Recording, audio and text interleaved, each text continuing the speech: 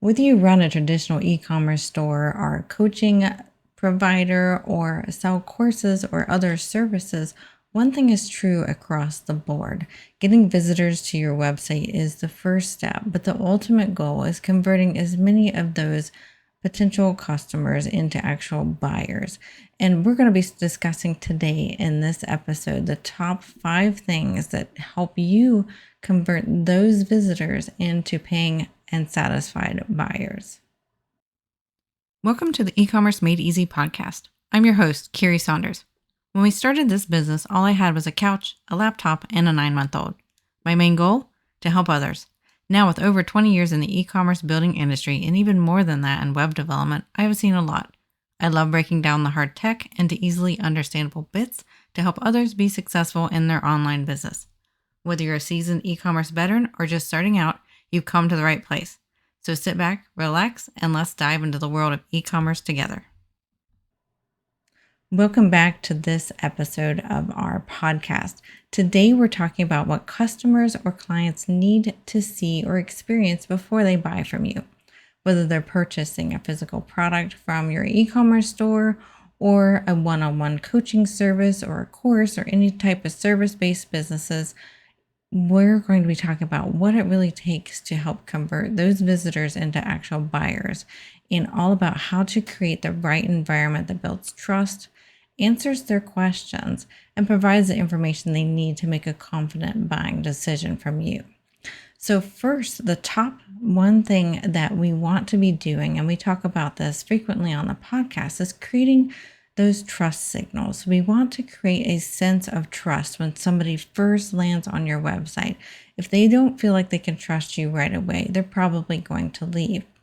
So how do we create trust on our website, especially since we're not, talking one-on-one to them? It is a website page that's kind of more digital and static. You may have some dynamic elements on it, but how do we create that trust first and foremost?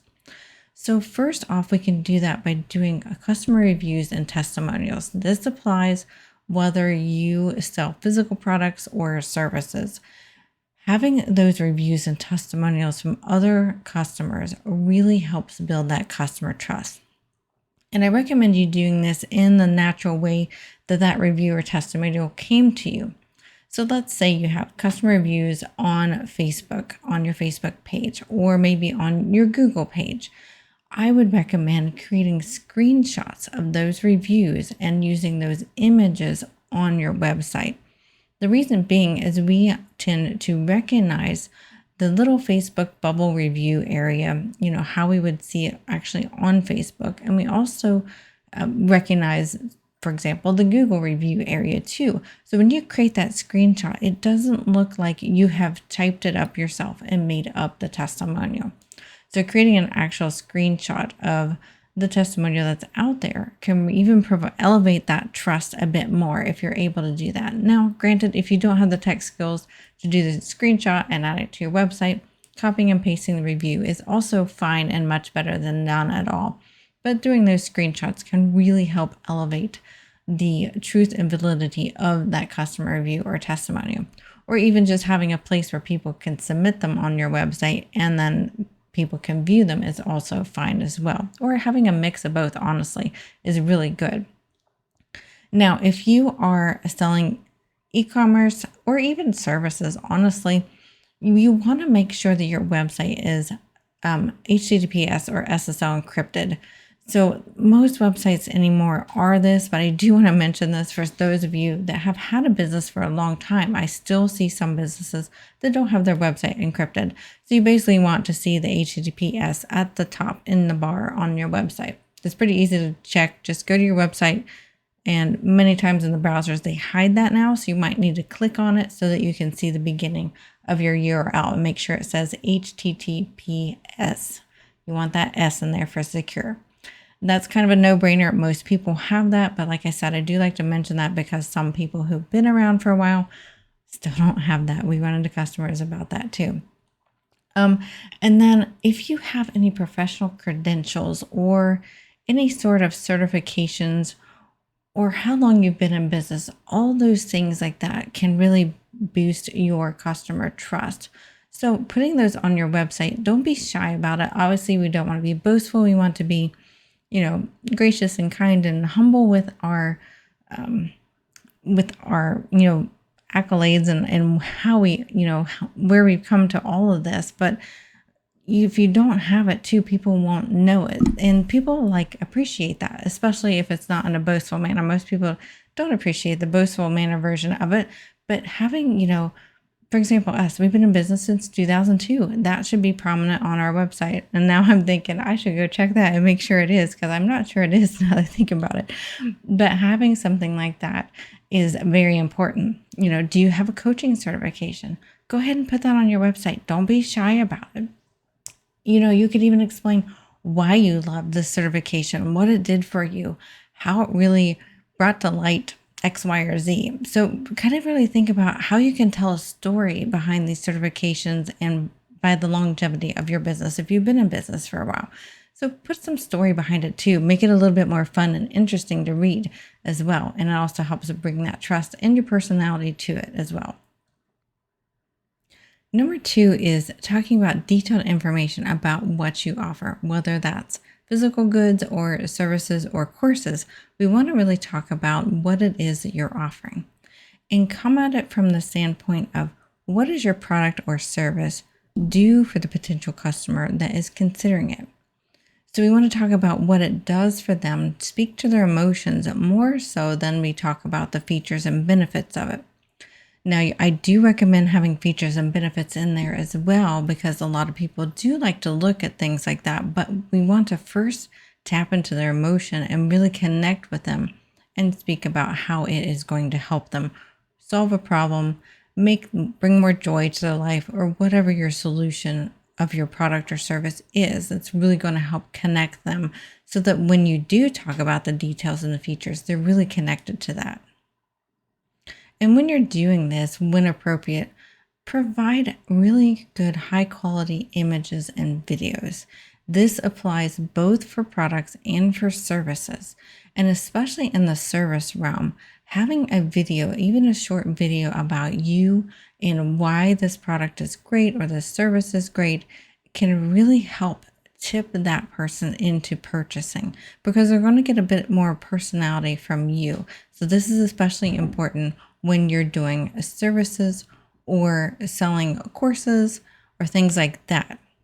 And then when we're selling physical goods, if it's appropriate to show videos of the product so you can show different angles of it, or maybe some features of it, or how you might use it, that's going to really connect with the buyer as well. So videos are really a good way to sell anymore. A lot of people are looking for it, but please don't discount having a good description as well.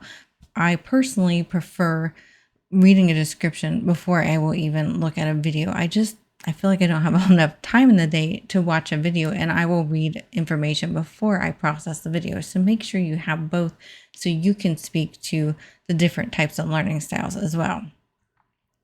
And so number 3 is pricing and creating a clear value. You want to have complete, transparent pricing. I have seen time and time again, a lot of people, when they're asked on Facebook or Instagram or something like that, would you want to know the price before you book a call or something like that if you sell one-on-one service? And most people, almost always, they want to get an idea of the price before they book that call. Now, if you're selling services, of course, many times your service might vary in price based upon what the client needs. But if you can at least do a starting at price, that can really help that customer decide, is this going to be in my price range or not? It can really help qualify that consumer before they even book that call with you, or, go to your service-based area and try to get a quote from you, for example. So when people come to us for a quote, having that starting at price could be really helpful to determining whether we're a good fit for them from a budget standpoint. And don't be shy. I was actually talking to somebody about this the other day on a group call. Your prices, don't worry about whether they're too high. I had this one person who really thought that her price of $47 was too high. for a course that she was creating.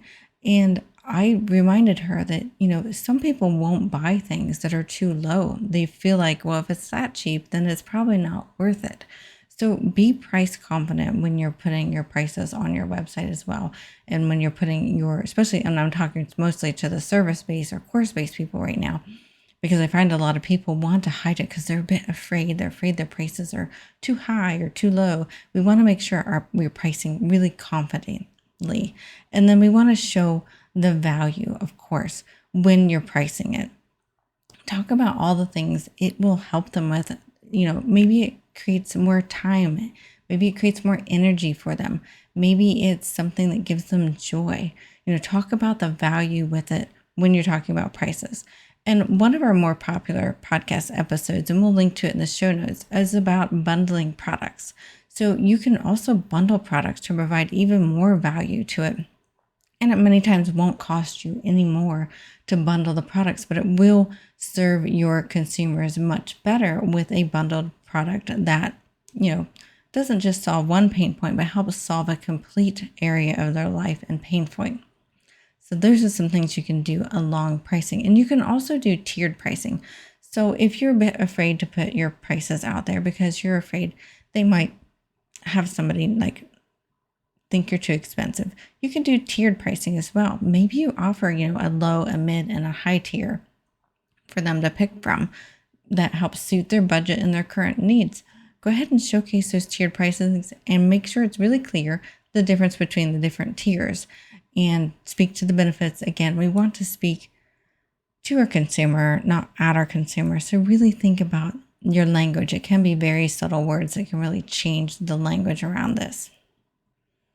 And then also on the pricing note, if you sell physical goods, one thing that's super, super crucial is being very upfront with your shipping cost. This is sometimes where I see a lot of people abandon a shopping cart when you're selling physical goods, is they get an unexpected shipping cost at checkout. Or maybe they're just adding products to the cart to see how much it's going to cost on checkout. Make sure you're upfront with your shipping costs right away. Make that an easy thing to find on your website, whether it's a banner at the top, an easy to find link at the top, but making sure the shipping prices are very clear on your website can really help convert those people and really create some buying confidence, because they're kind of still deciding whether to purchase your product. And if they don't know the fully loaded cost of it, they might just abandon and leave if they can't find that information easily, because they may not want to put in their personal information to find out how much it is to ship to you. So keep that in mind when you're selling actual physical goods.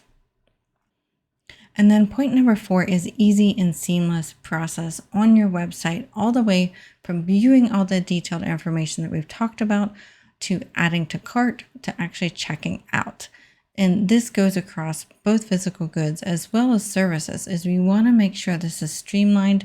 You want to make sure you're only collecting the necessary information to actually process and fulfill that order as well.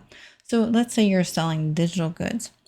You may not need the customer's full address to then process the order. So only ask for the zip code and maybe a phone number if you need to contact them. Maybe you don't need their street address to verify their payment information. So make the information that you require upon checkout very minimal and to the point. That really helps people just not take a second guess as to whether to purchase your product.